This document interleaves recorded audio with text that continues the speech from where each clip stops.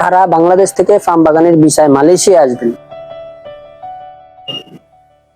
আসসালামু আলাইকুম, সবাই কেমন আছেন? আশা করি সবাই ভালো আছেন। আজকের বিষয়টা ফার্ম বাগান।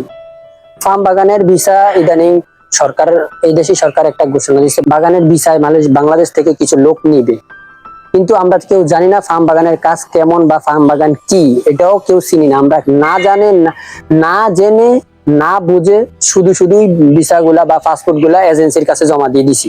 অনলি আমরা কিন্তু অনেকেই ভিসা জমা দিয়ে দিছি, আমরা ফার্ম বাগানের কাজে যাব। আমার কাছে বাংলাদেশ থেকে একটা ভাইয়া ফোন করছে, ফার্ম বাগানের কাজ কেমন। আমি তাকে পুরা বাংলাদেশের মানুষের জন্য, আমার ভিডিওগুলো যারা দেখে তাদের জন্য বলতেছি যে ফার্ম বাগানের কাজ কি সেটা তো আপনারা জানেন না।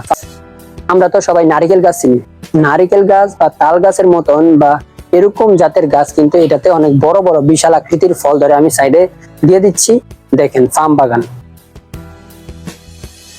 সো আমি আপনাদেরকে এতটুকু বলবো যে আপনারা যারা ফার্ম বাগানে কাজ করতে আসবেন ইচ্ছুক, তারা অবশ্যই আমার মতন রোগা পাতলা নয়, তারা হতে হবে এরকম।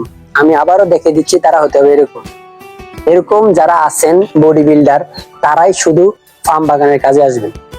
সো এছাড়া কেউ যদি ফার্ম বাগানের ভিসায় যারা মালয়েশিয়াতে আসতে চাচ্ছেন এখন, তারা আপনার রোগা পাতলা, আপনারা জানেন না, ফার্ম বাগানে সাপ সবকিছু থাকে। আপনার এরকম পরিস্থিতি হইতে পারে যে আপনি ফার্ম বাগান থেকেই কিছু মুরগি বা এটা সেটা ধরে মাছ টাছ ধরে খাইতে হবে। আপনারা ফার্ম বাগানের দেখা গেছে এরকম 500-1000 কিলোমিটার দূরে কোনো দোকানপাট নাই, এরকম ফার্ম বাগানে মালয়েশিয়া অনেক বড় বড়, সেটা আমরা জানিও না। একবার ফার্ম বাগানে ঢুকছেন, বছরকে বছর ওই ফার্ম বাগানের ভিতরেই আপনি থাইকা যেতে হবে। বের হওয়া চিন্তা ভাবনা করার, আপনি কাজের জন্য তো বের হতে পারবেন না, আপনাকে তো বের হতে দিবে না, কারণ কাজ থাকলে প্রতিদিন আপনি তো বের হতে পারবেন না। যেদিনকার কাজ বন্ধ থাকবে বা অফ ডে থাকবে, সেদিন তো আপনার শুধু ঘুমাতেই দিন চলে যাবে, আপনি কখন বের হবেন? আপনি মালয়েশিয়া দেখার সুযোগ পাবেন না।